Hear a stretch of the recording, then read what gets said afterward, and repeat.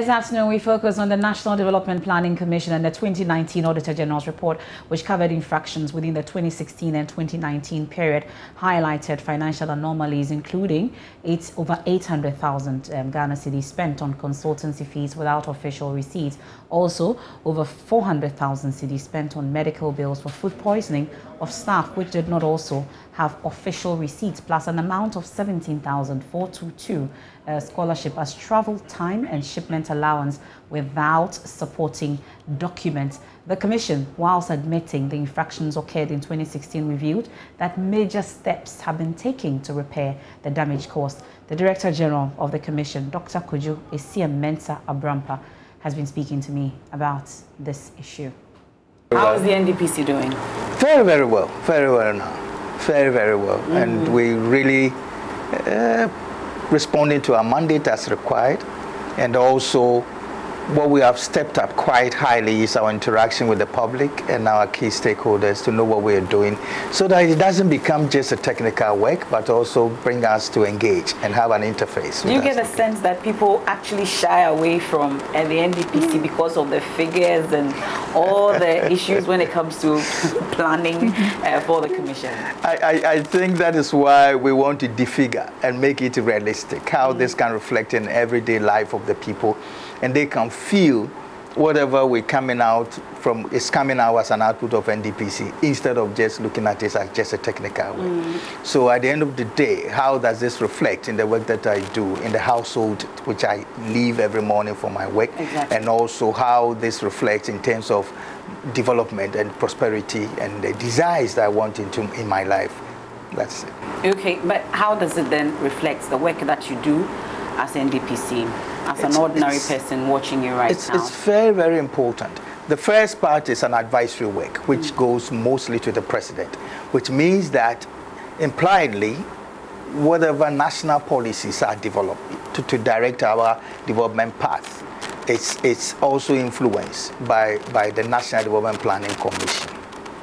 The second part is that we are also able to anticipate some of the risk.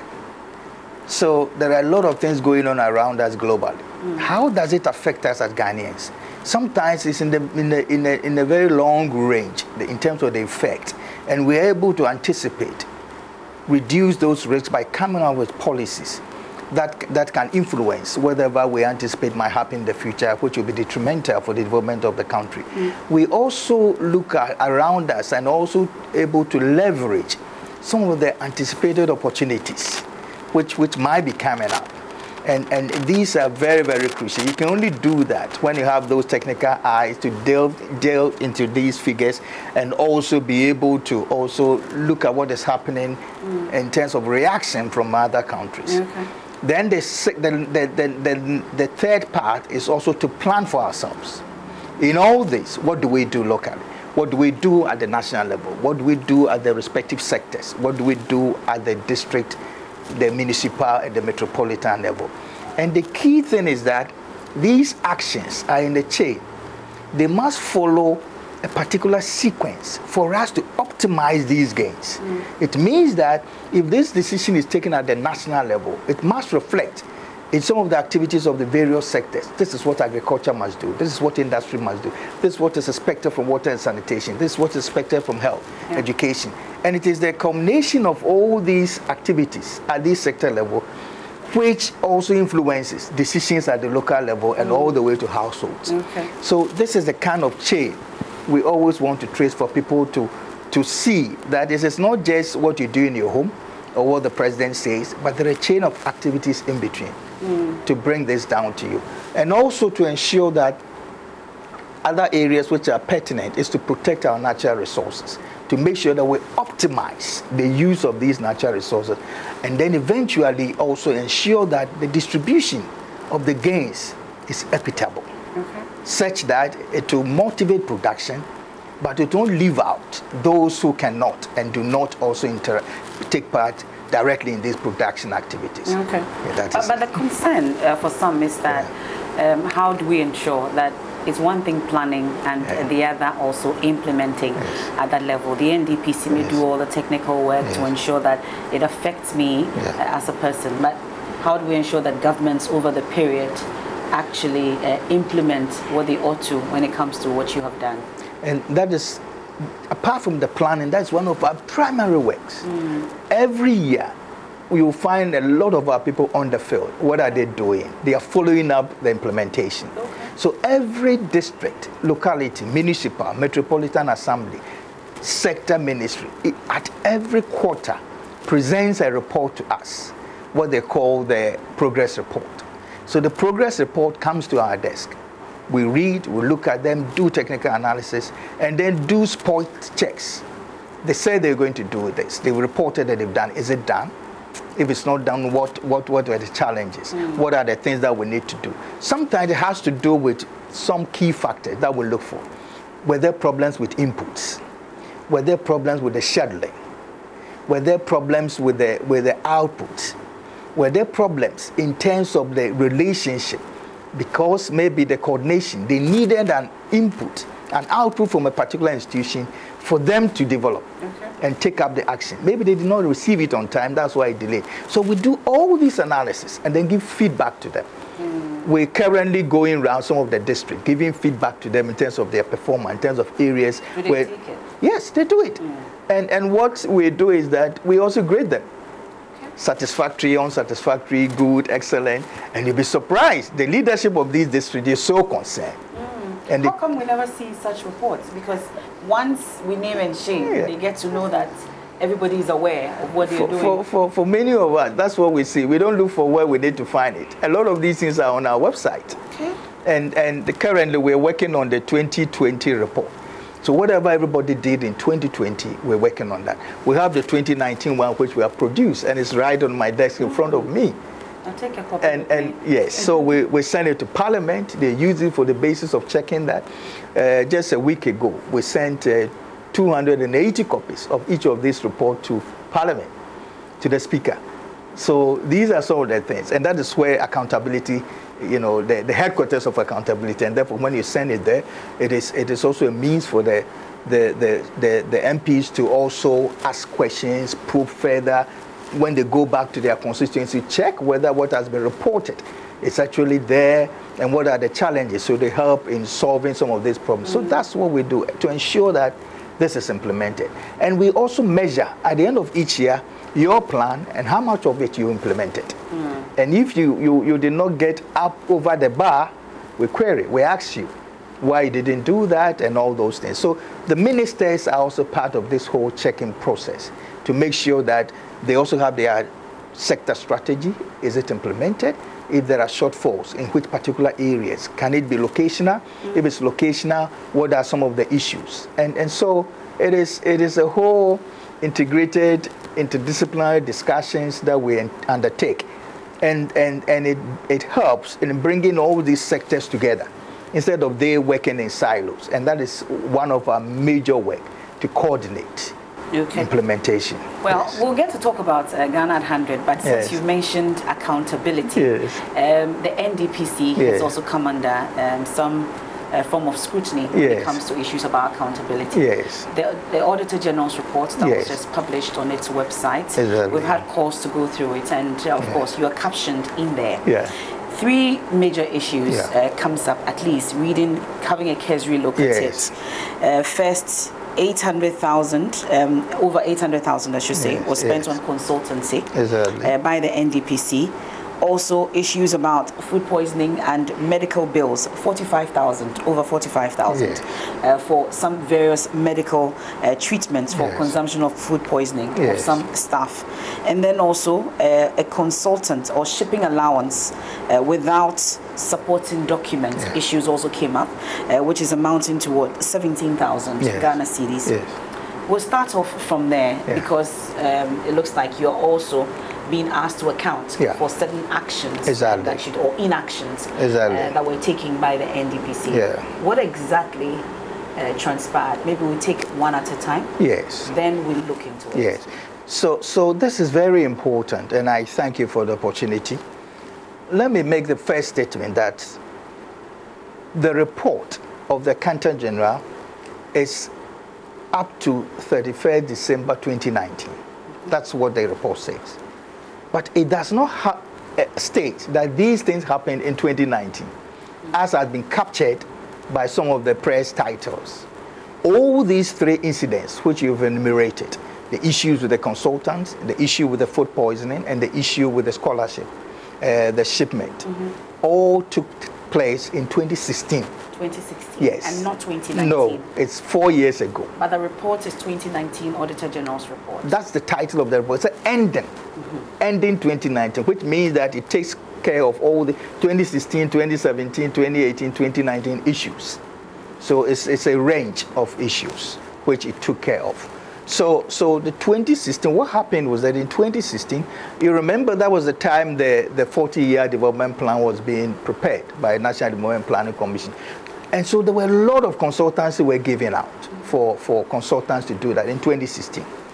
So when they finished, in 2016, a lot of them were paid. Usually in an accounting system, when you receive a check, you sign, okay, that you have received the check. And these things were done. But when the check is taken up by the organization or by individual, the request of the auditor was that there must be an explicit receipt issued by the receiver of the check. Instead of just endorsing that I've received a check, the person must also issue a receipt. So this was outstanding, 2016. Okay. So when the audit process, we went through the audit process, the request was, it was queried that there should have been a receipt. And since that time, we made contact, okay, with these people to issue the receipt. It is to all the way from 2016, and according to the team at that time, they thought it had been resolved.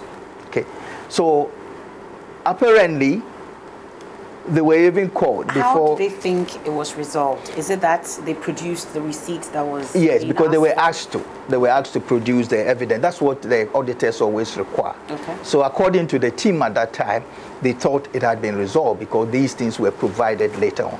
But, you know, it is not just providing the receipt. It must be covered by a written, you know, communication and all those things, which anybody coming up at any given pick a file will know the reason why it is there and the reason why it has been provided and what it is responding to. And that cover letter was not provided? I think the communication wasn't there. So that was the first one. To the extent that they were even called before the PAC to talk about these things. Okay. The second one, so that was the first one. So it's a long list of consultants, but they were all 2016. Okay. It was from, I think, August 2016. The payments were done August 2016 to December 2016. And all these individuals and firms are Ghanaians who are here, and therefore it's easier to ask them to bring a receipt instead of just taking the signature as a result of receiving the check. The other one, which is the second one, has to do with the food poisoning. We'll hold on with the food poisoning. Yes. So we deal with the shipment allowance. Yes, the shipment allowance. To Miss Veronica Bafo. Bafo, yes. This was, yes. This lady was given a scholarship through the NDPC to South Korea. And usually, when you are given a scholarship, the public servant has some obligation to provide to you a stipend, apart from the ticket and all those things, and to support you. There are 5 major areas which we cover in the public service. One of it is to cater for your shipment. So apart from paying you whilst on steady, we also cater for your shipment and others. So, and she's not the only person. This is a regular scholarship we receive for people who have worked with us in many areas, especially to augment our capacity, in particular in new areas which are coming up as development demands. So she went on scholarship, returned in 2015. So 2016 July, she submitted her papers for processing and all those. It's a normal thing. And then she was paid, of course, and it's the same issue of documentation. Because when she presented the papers, usually you add all those things to a particular file, and then in addition to that, accounting takes care of that. This was also one omission. At the time of the auditing, there was no response in terms of, there were no receipts in terms of the money that she took from the organization. So she presented all the documents, But after receiving the money, again should have issued a receipt that I have received this amount of money covering my shipment and all those things. So that becomes the final document which completes the process. This was not also there. She's still a current staff who has been, yes, she's here. So it's not somebody who has gone far away that we're going to chase, no. So all that we should have done, which was missed out way back in 2016, was to request for the receipt from this very person. But if she's still here, like you say, and two issues comes up, that she's not the only one that you've given such scholarships to. No. So it's interesting that it's only her case that this issue about providing receipt has come up.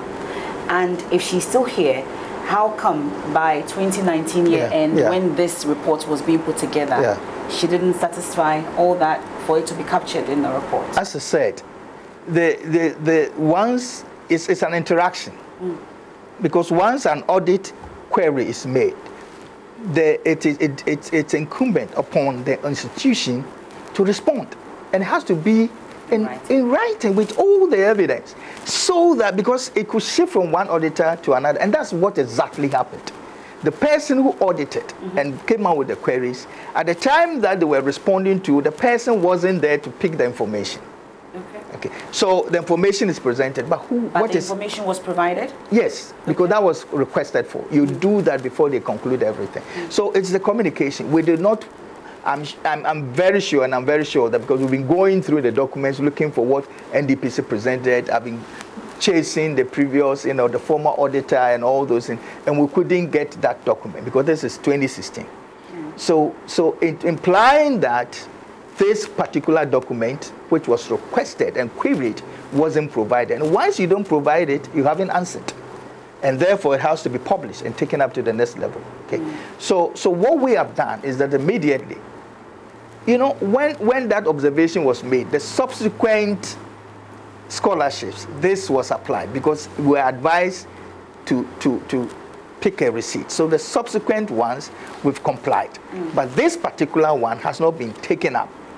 Okay, yes. And I'm sure it's because of the communication, the time range, the different persons who have managed the audit, both at our side and also the person managing the desk over there. And that is it. But the person is here, the receipt has been provided, and I've insisted on that. I want to see the receipt myself to be able to satisfy. So yesterday we went to a crash meeting to look at go through all these processes to make sure that now we have the information. We put a paper on it and send it back to the Accountant General, Auditor General, that this is the information which should have been provided. Whether it was sent to you or not, it is not your problem at all. It is our problem with the communication. And this is a time lapse. There've been 3 different Director Generals in the process. We also had our head of administration, who is responsible for this. May he rest in peace. He died during the period. So there's been a bit of communication here and there. In response to this particular thing, it has also triggered our whole registry communication process. We've been working on that, trying to. We'll get into. Yes, that is it. The third issue has to do with it. Which has raised a lot of eyebrows for the public. Yes. Over 45,000. Yes. For medical treatment. Yes. How many staff involved, and the money involved? In fact, it's the issue. It's not just the money. The issue is the receipts. Because if you go to a hospital and you are treated, I wonder whether there's any hospital in Ghana who doesn't provide receipts for money paid. Money's paid. Yeah, so this is what I particularly, when I got this information, immediately started following up. That we'll have to trace where these individuals were treated, receipts given to us and all that. Fortunately, we have some of the receipts. And this again has to do with communication. When the auditors came, because once they are auditing, they need the receipt. And they need the hospitals that issue the receipt. Whatever treatment was provided for the staff who were affected, they also needed, if any money was given to them directly, they also needed receipt and acknowledgement of that. And these things were principally lacking. Yeah. But if this happened in 2016 and in 2019, we're still chasing receipts. Yes. For some, there's some form of negligence. What I think is that because the report came up this year, that's why I'm concerned, because this is the first time virtually, because the report came to me in 2019, in 2020 on the 2019 report. So I said, okay, this is news. Apparently, I took over at a later time. Yeah. There had been another acting director general who had also worked between 2017 and 2018. So 3 different director general, and the situation that we're talking about happened in 2016. So the follow-ups, okay, and I'm sure that's where the drop is. So it's when the Auditor General report came. Then I picked it. It's even not the report itself. I picked it from the Joy FM, the Joy Business Report. I said, what is this? So immediately I called the crisis meeting. We looked at it, and then we started tracing documents here and there to find out what is the situation.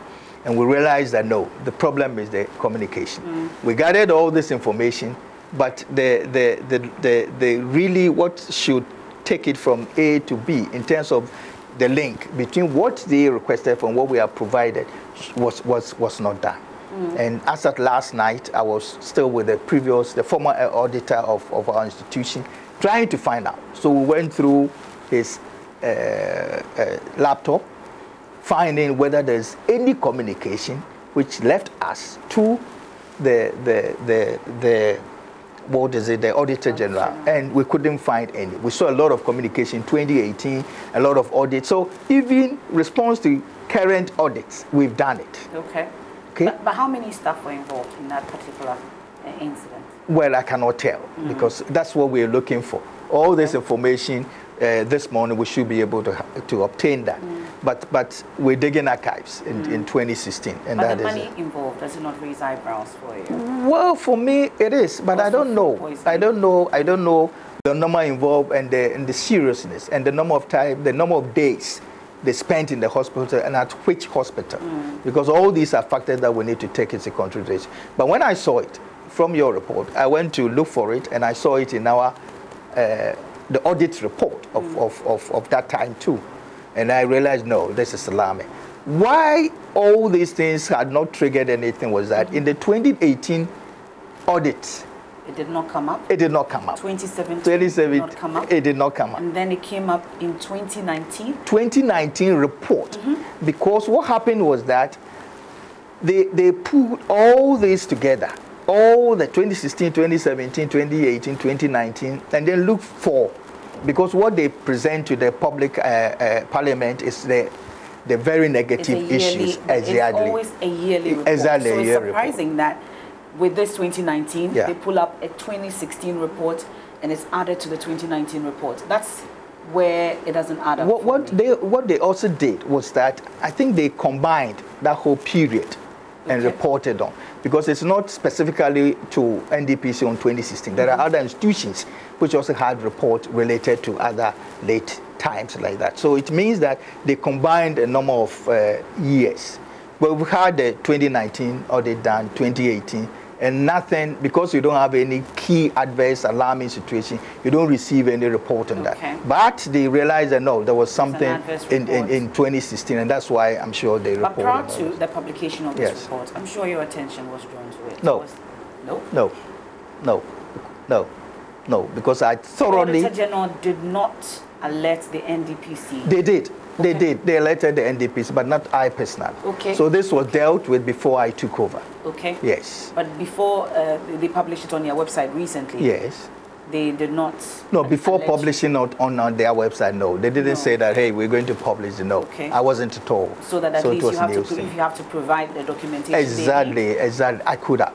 Okay. And that is it. Because if they prompted, then we could go into it and dig the archives all the way back to 2016 and provide that information. But no, I wasn't privy to that. And I asked the auditor at that time, and the response was that they dealt with it. They provided all these documents. So that's what I requested for. Then let me have it. Let me have this proof of the document. But apparently what was provided was the management report. That means what the auditors came up with. The auditors really alerted them at that time that this is what we have observed, and therefore you need to answer. Okay. So the answer, they organized all these documents, and I saw how they organized it, but that was it. So I said, no, I want the communication from you to the Auditor General, and that wasn't available. So there wasn't a communication, a real written communication documented, which moved from NDPC to the Auditor General's office, although there was an effort to organize all these receipts and gather all this information to answer that. Okay. Then it's the factual errors in the Joy Business reports that you talk about, because these are the issues that were raised by the Auditor General and as put out by the Joy Business reports. Then where then is the Joy Business report? The Joy Business report, our concern is that, you see, when you make a mistake in terms of what we call the chronology, the time space, it affects institution a lot. But is it a 2019 report? No. As we said? No. They said let me read what was sent by Joy. And Joy said,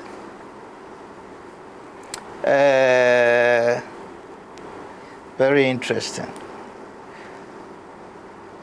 They said that, let me see, I quoted it somewhere. Yes, about 850,616 spent on consultancy fees by NDPC in 2019. Okay? So if you say that immediately, it means that we spent that money in 2019, but that wasn't. The money was spent in 2016.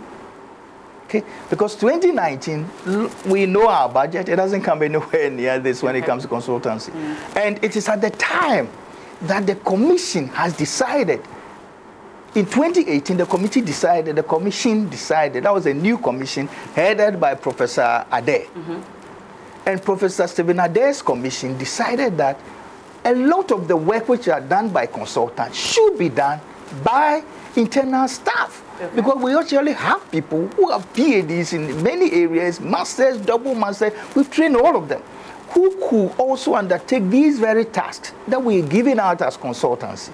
So and following from what happened in 2016, yes, these are the measures. These are the measures we took. Put in place. And therefore, since I came, I haven't hired any consultant to come and do anything in NDPC. The staff are doing it, morale is high, they are delivering, and promptly, surprisingly, reports that sometimes were delayed were 2 years behind, and many of them published at the time that they were irrelevant. There are a bank of them in our storeroom. 2016 report, 2017 report, 2015 report, which never saw the light, printed. But now they are prompt. Imagine the 2019 was sent out in 2020 July. So it's relevant. It's affect decision making. The annual progress report, the medium-term development plan, for instance, which is required to be used in 2022, we've already finished. We're going through the draft to be sent to the office of the president, then to parliament to be done. So we're very prompt. So from 2018, there is no consultancy that is being undertaken in NDPC for any of our core works. No, it's out. And the staff are doing it. And our donors, development partners are aware. For many of them, they provide support, technical support, and others. Okay. And in this year, for instance, they've already indicated to us the area that they are going to support. And then a report comes that 2019, all these consultants were hired and were paid, and we couldn't even account for. Then it becomes a real disservice to this institution, this august institution, which is now seeing the light and moving to the next level. We become more relevant. We become more visible. We are becoming more innovative. And that is what we need to bring to the public. Okay, so how then are we hoping to correct this, since we are waiting for the 2020 report, such that it does not appear again? We are hoping that all the corrections will be done and documentations provided such that it does not appear again in 2020. You see, in terms of the specific action resulting from this, and to repair this, all the documents are there. All that we need is transmitter. Okay. In terms of avoiding this situation, everything was done in 2018 to avoid such a situation. Okay. Because now you pay through a finance system we call gift miss. Gift miss, as soon as you make payment, communicates. Okay, because now it's a direct payment. It doesn't go through us again. Yeah. So Ministry of Finance pays and then communicates to us. Okay, That it's been paid. That it's been paid. So we have the receipt. Okay, so the management now is very different in terms of payment and consultancy. Now all measures have been put in place. Exactly. To block all such loopholes that led to what happened in 2016. Exactly. And this is what the commission did from 2018 to make sure that all these financial accountabilities and everything is straightened. You cannot be in charge of accountability and you found, wanting when it comes to being accountable. Okay. And this is what Professor Dare's commission has insisted and been able to do. Because immediately this is referred to the commission. These are 42 August, people, eminent people, accomplished people, and immediately it touches them. But it happened under the NDPC back then. Yes, but even though corrections have been made and you've put in measures, it happened at one time right here at the NDPC, and that's the concern. But the commission this is a different people who have put things in place, and we must encourage them to do the same. Institution, Dr. No, Rampa. institution is run by people. Yeah. Institution is run by people. If Ghana commits offense today, you cannot blame any of the past presidents. And so it is with commissions. Because commission has a chairperson, they have a number of years to work, and once they go beyond that day, they cannot come back and reverse anything. And therefore, in the period that they are working, they put in everything to reflect their own integrity and their personal convictions and principles. And I think that is what we must carry. And therefore, if something happened in the past related to a commission for which none of them was a member, and then you come to this time around and say they did it and publish it, and to the extent that some other press houses have taken to individuals. Yesterday, I saw a publication so damning to my former chair, Professor Dare. And I think that these are people who have volunteered their life to serve the commission and to serve Ghana. And if we touch all these people with some of these publications, which has nothing to do with them. Some of them had not, it's news as it is news to me, for many of them. And then we attack them in their individual, capacities and personalities. Then I think that we've not helped. Okay. So where there is a positive thing, we have. But where there's a negative situation to repair, we must endeavor to repair. And that is exactly, and take the lessons from there to improve. And I think that is exactly what they've done. And within the week, we will definitely have an engagement with the Auditor General and provide for them whatever communication lapse resulted in from 2016 to date. Okay. And then make sure that we take it on another time. Well, but I think that what we also think that we're friends to the press. If some of these things we had engaged, I'm sure the damage, especially to the individuals on the commission, wouldn't have happened. And now to repair that, it's something. Again, my development partners are now calling me to find out, because some of them they reject the title, and if you have all this money spent, as reported by Joy Business in 2019, wow! So the money we gave to you, that's what you use it for. You can't even account for. And you're coming for another sum in 2021, then I have a lot of now talking to do, explanation to give, and all these things. If they had reported right that this happened in 2016, it would have been different. Then it's more of a communication issue than a damning accountability issue. Dr. Rampa, we'll calm tensions and then we'll wrap up with Ghana at 100. Good. Well, where are we with Ghana at 100? Yeah. And then we can wrap up. I see everything summarized in here in this small booklet for me. So where exactly are we with the plan? You see, this is a long-term projection, long-term thinking, long-term perspective of where we want to be by the time we're 100 years. And a lot of it has been captured here and expressed. This also saw a whole country tour of visiting institutions and talking to them, stakeholders, all those things. And these are the things they aspire for. Let me take and mention some of these key things which will be exciting. We want to see Ghana as an upper, middle income country by that time. So in terms of our economy, we want to be among the best by 2057. And in terms of expression, we're saying that we will need to have then a per capita income of about $50,000. This is a lot.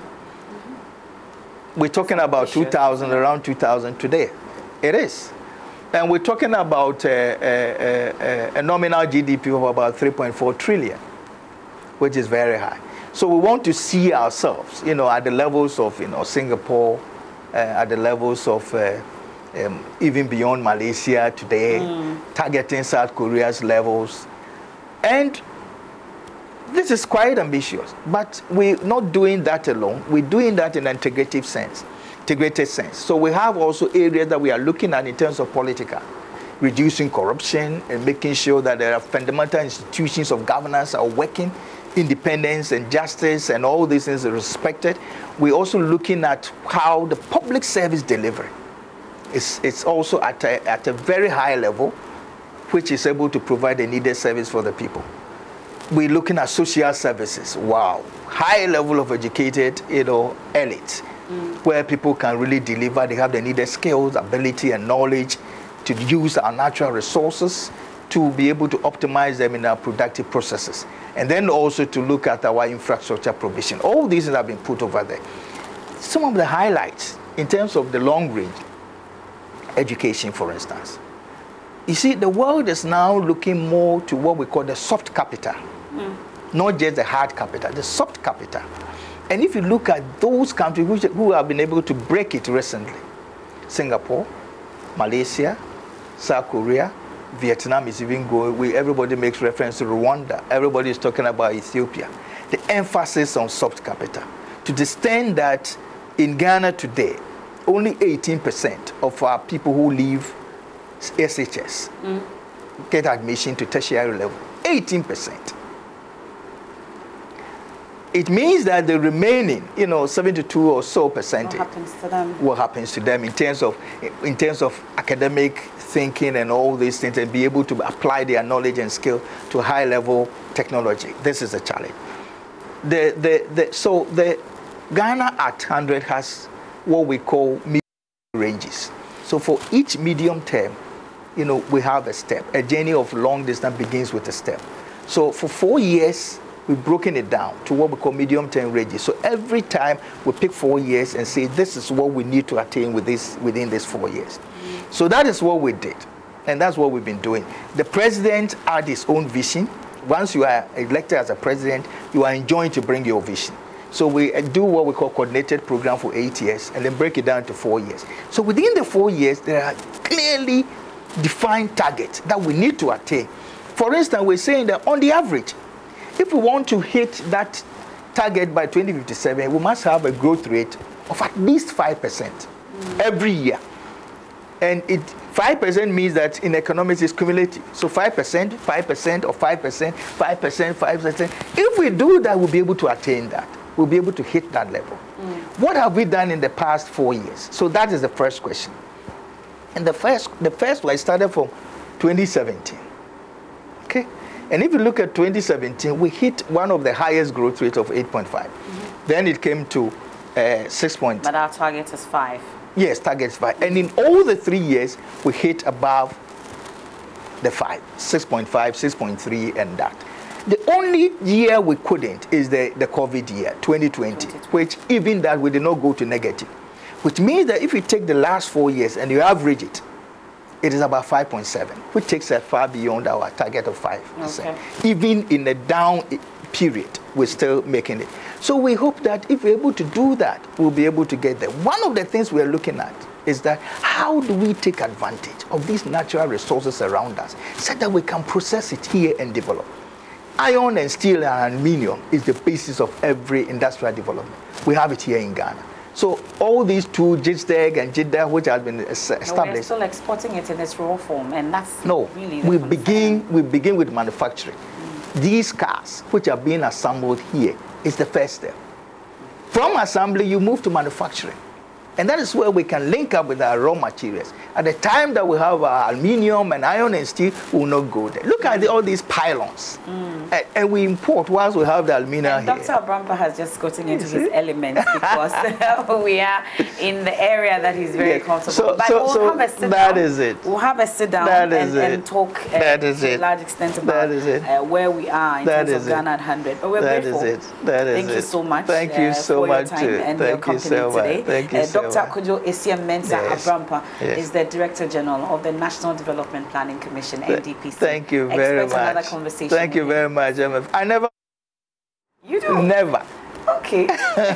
We'll be hosting you soon then. Yes, I never missed your program. The last one was fantastic. Thank you. See? Thank you so much. Yes. Thank you.